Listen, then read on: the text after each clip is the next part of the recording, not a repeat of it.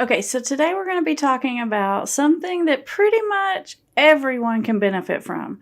Our topic is forgiveness, and we're going to do a little bit more than just skim the surface. We've all heard that forgiveness is for yourself and not for the other person, but we're going to take this conversation just a little bit deeper than that. We're going to talk about what it means, why you'd want to do it, what situations would maybe apply and maybe not apply. When is it harder than other times? And what really needs to happen in order for you to forgive someone in your heart, your soul, and your mind?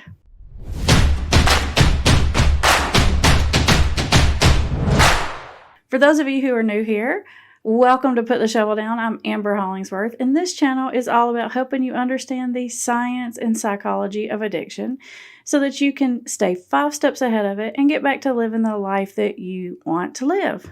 So if that sounds like something that you'd like to do, consider subscribing.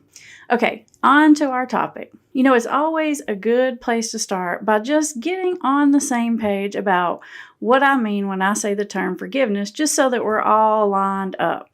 So when I'm saying the term, what I'm talking about, forgiveness means letting go of bitterness and grudges. And I've even heard it said that forgiveness means letting go of your right for revenge. Now, just thinking of it that way may turn things in your mind just a little bit. Because see, the whole thing about forgiveness is it's hard because it feels sometimes like if I forgive someone, I'm letting them off the hook. Or it can feel like if I forgive someone, that I'm making myself vulnerable for it to happen to me again. Because anger and resentment are normal, natural emotions, and they're protective emotions. We feel angry when someone has crossed our boundaries. And it's important to feel angry. We need to know that something's not okay and someone's crossed our boundaries so we can know when to protect ourselves. There's nothing wrong with that emotion whatsoever.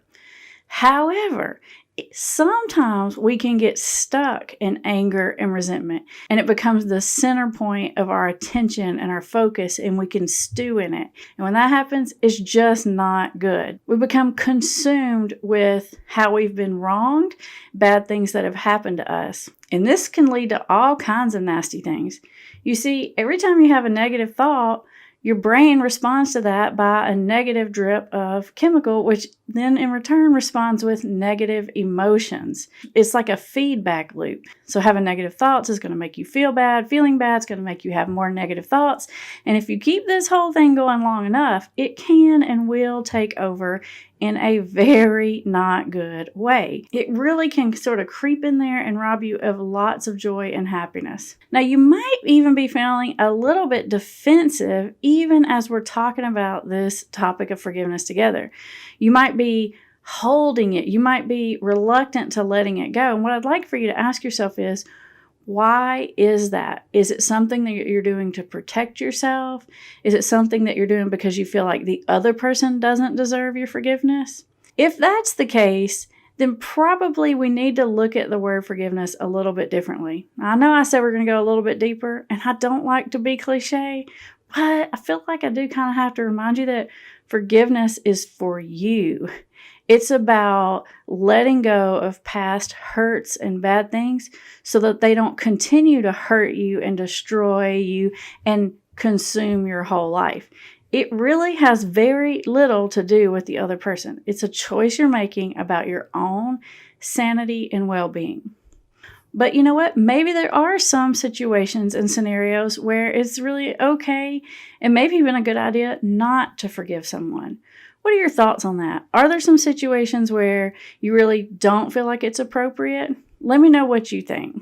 Because I can definitely think of some situations where I would have a real hard time, and I'm not quite sure if I could get there even if I wanted to. What would that be for you? Forgiving someone doesn't mean that you're okay with what happened. It doesn't mean that you've let the person off the hook. And it for sure doesn't mean that you have to sort of reconcile with this person or even allow this person back into your life at all.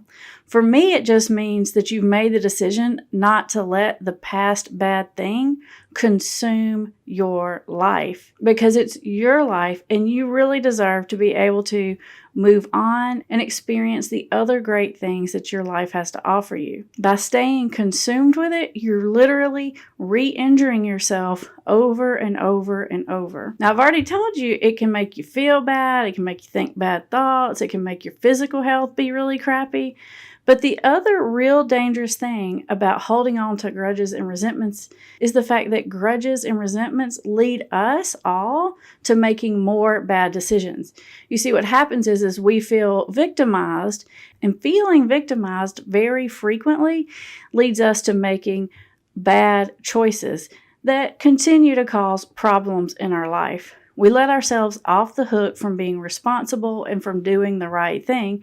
And then ultimately, you're going to be mad at yourself. Now, we are going to talk about the topic of self-forgiveness in another video, so definitely be on the lookout for that one. Now, there are absolutely some situations that are harder to forgive than others. I think we can all see and recognize that. But some people actually have a harder time forgiving than other people.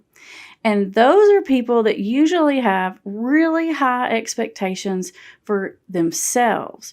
So if you're really hard on yourself, if you hold yourself to a crazy high standard, if you have like a really loud inner critic inside your head that's constantly on you, then you're probably going to have a harder time letting other people off the hook, even if it's just for little things. Like ever be late and someone's late, you might be more likely to hold on to that resentment longer than someone else. So one way to get yourself in a better frame of mind if you're trying to get to forgiveness, and a good place to start is to practice empathy with yourself. When you can take a look at bad decisions that you've made, when you can acknowledge that you've hurt other people in your past, and you can have a little empathy for yourself, it's going to be easier for you to have empathy for other people and the decisions that they've made. So being kind to yourself will result in being kinder to other people. None of us are perfect, and we've all done bad things. Things that we regret and that we feel shameful about and that we really wish had never happened. Now, the next question that comes to mind is, does the other person have to acknowledge the wrong that they've done to you in order for you to be able to forgive them? Like, do you need for them to say, I'm sorry, or make an amends, or at least admit what they did? Well, I can certainly say that definitely makes it a lot easier to forgive someone. It goes a long way and it helps a ton with the healing.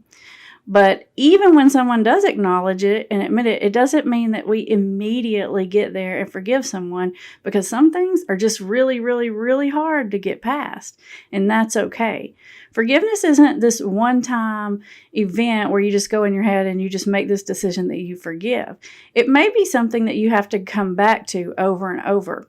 And what might be a more helpful way to think about it is really just letting go of that obsessive preoccupation and anger and resentment and bad feelings that you can go to in your head sometimes. I call it going into the rabbit hole. It's a dark place and there's nothing good down there. And you may find yourself falling back into the rabbit hole from time to time, and you're going to have to make the decision not to go in there. It can feel really tempting. Maybe it's familiar. Maybe you've been thinking about it for a long time. Sometimes something happens in life that really triggers you to remember that experience. And while, yes, it's important to remember the bad things that have happened to us so that hopefully we can protect ourselves and they won't happen again, it's not good to go in the rabbit hole and swirl around in there and stay in there for very long. Like I said, it will bring you nothing but unhappiness and more bad feelings, and more likely result in more negative life experiences. Now, another question that I get really frequently is, should I tell the other person how what they've done to me makes me feel? Now, there are some situations, if you're still in a relationship with that other person, where it may be really helpful for you to communicate that. But it's important that you be in a really sort of healthy state of mind to do that. If you're still extremely emotional, if talking about it's going to cause you to get really upset or angry or yell or scream, even though the person may deserve to be yelled or screamed at, likely, even if they deserve it, they're going to respond defensively towards that. And when that happens, it's going to make it even harder for you to forgive. In fact, they're probably going to say and do some things that's going to add some more hurt to the list. So I definitely wouldn't try to have that conversation if you know it's going to go badly.